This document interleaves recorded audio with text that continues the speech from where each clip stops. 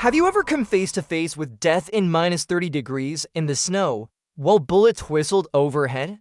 In Bastogne on that terrible winter night, we American soldiers were freezing to death and nobody could come to rescue us. This was the night that changed my life forever, and at the end of the story I'm about to tell you, you'll learn that sometimes the greatest miracles happen in the darkest moments. If you have similar war stories, you can send them to the email address in the description.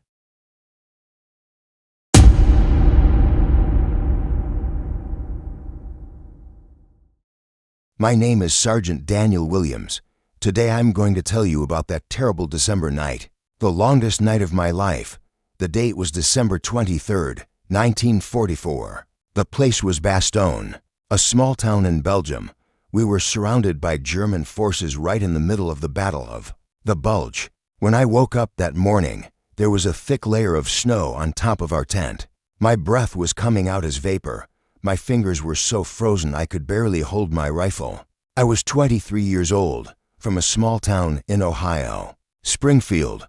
I was 5 feet 8 inches tall, brown-haired, blue-eyed, not particularly strong young man. My father was a farmer. My mother was a housewife.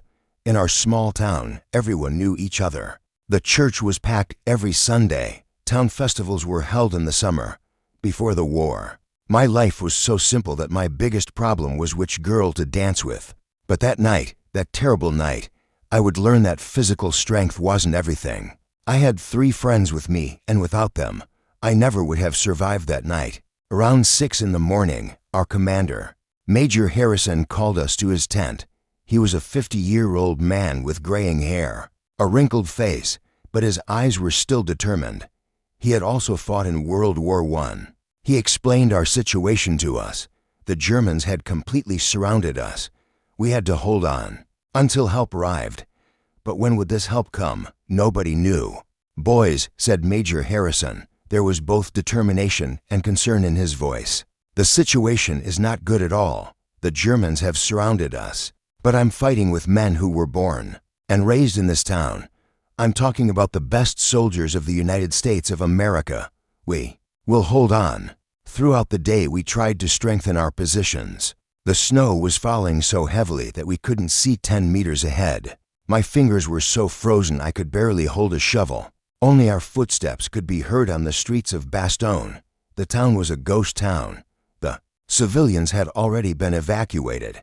Only bombed buildings, broken glass, and silence remained. What was called dinner consisted of frozen canned food.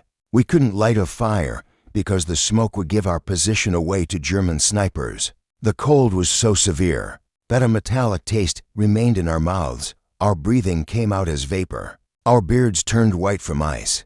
It was at this moment that Private Tommy Rodriguez came to me. He was 20 years old, from Texas. He was short, dark-skinned, always smiling boy, but that night his face was pale. His lips had turned blue.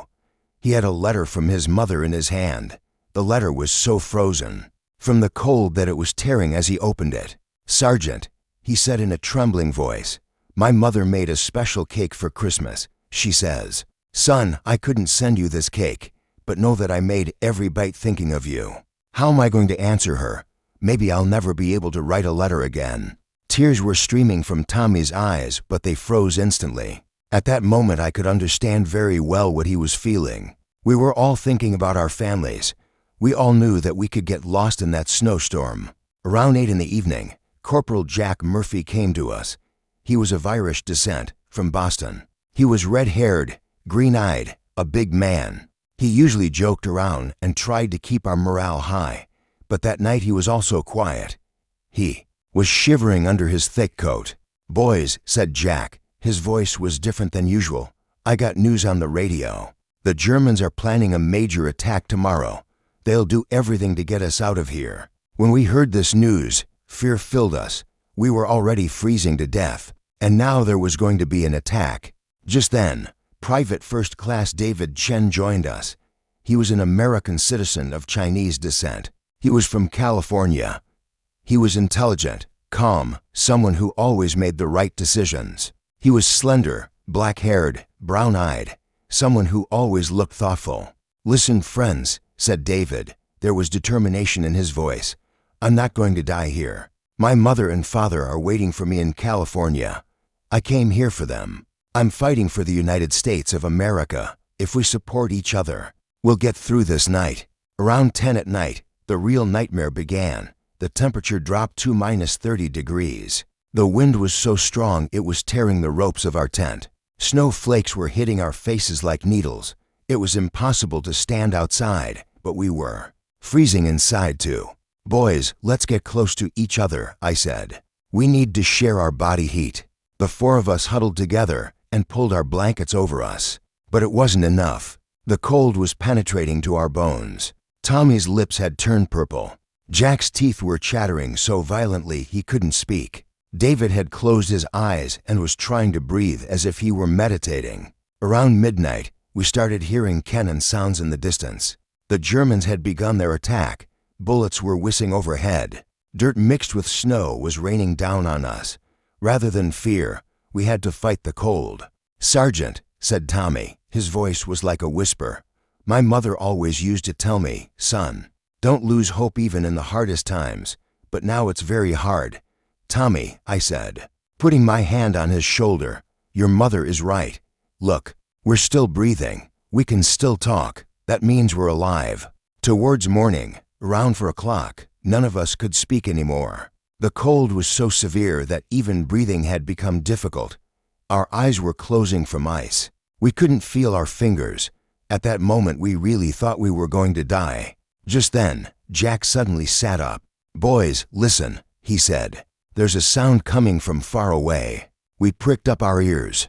There really was a sound coming from far away, but we couldn't understand what it was.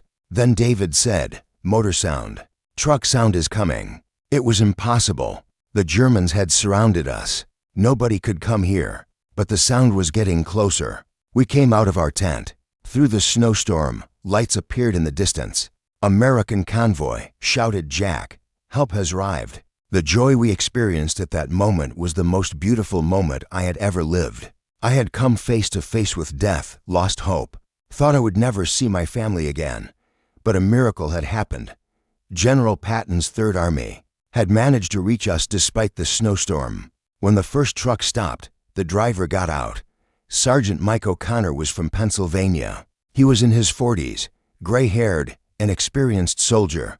When he saw us, his eyes filled with tears. "Boys," he said, "we knew you were here. We drove all night. We won't leave any of you here." While warming up in the truck, Sergeant O'Connor told us how he spent that night. "Boys," he said. There was emotion in his thick voice. "General Patton told us, we'll go through the gates of hell for the boys in Bastogne. We drove through the snowstorm all night. The trucks went off the road a few times, but none of us gave up."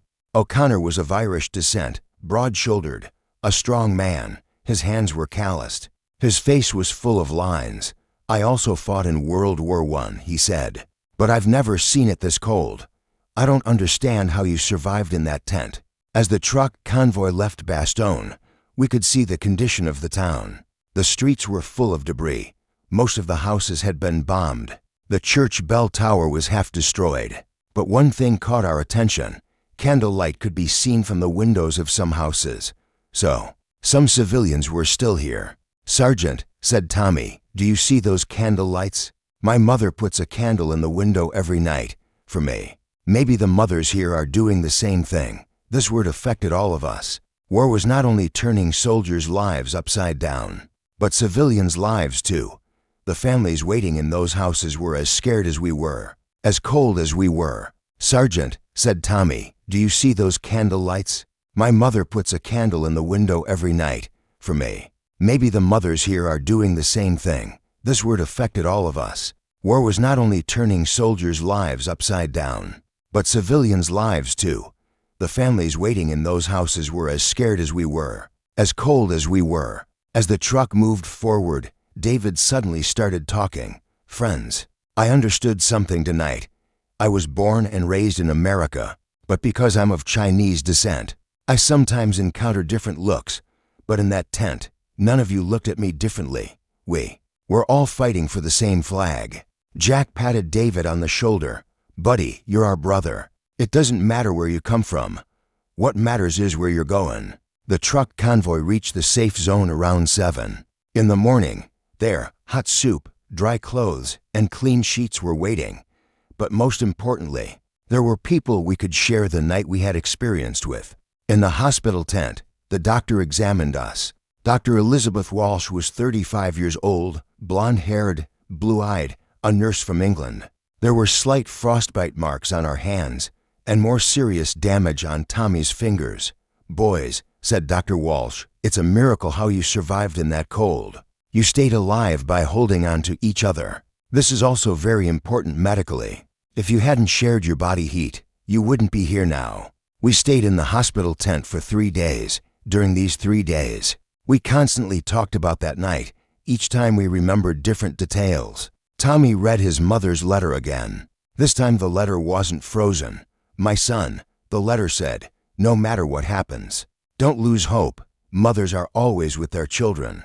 Jack wrote a letter to his family in Boston. "Dear family," the letter began. "Last night I came face to face with death. But the most important thing I learned is that friendship is stronger than everything. The values you gave me were my light in that dark night." In the letter David wrote to his parents, he said, "Mom, Dad, I was born and raised in America, but I understood what America means that night. People from different states, different cultures, ready to give their lives for each other. This is America." In the letter I wrote to my family, I tried to tell about that night. "Dear family, the night I experienced in Bastogne gave me the most important lesson of life. Sometimes in the darkest moments, the most beautiful miracles happen. These miracles often happen because of the people next to us." After leaving the hospital, we were separated into different units, but the bond we experienced that night lasted throughout our lives. After the war ended, every December 23rd, we write letters and call each other. That night, we didn't just survive, we established a real brotherhood. When Jack returned to his family in Boston, he always talked about that night. Sometimes, he would say, "A person's biggest enemy is not the cold, but despair. But friendship conquers everything." When David returned to California, he told his parents about that night. "Dad," he said, "I was born and raised in America, but I understood what America means that night. Friendship, solidarity, hope. This is America." When Tommy returned to Texas, he cried while telling his mother about that night. "Mom, I felt your love that night. You were thousands of miles away, but it was like you were next to me." A mother's love knows no distance. Years passed, our hair turned white, but what we experienced that night was never erased from any of our memories. We tell our children, our grandchildren about that night. We tell them that there is hope even in the hardest moments of life, and this hope often lives because of the people next to us. The most important thing I learned that night in Bastogne was that hope should never be lost even in the hardest moments of life. For friends holding on to each other, we survived that terrible night. The war ended, years passed, but the solidarity we experienced that night always remained in my mind. Sometimes the greatest miracles happen in the darkest moments. And these miracles often happen because of the people next to us.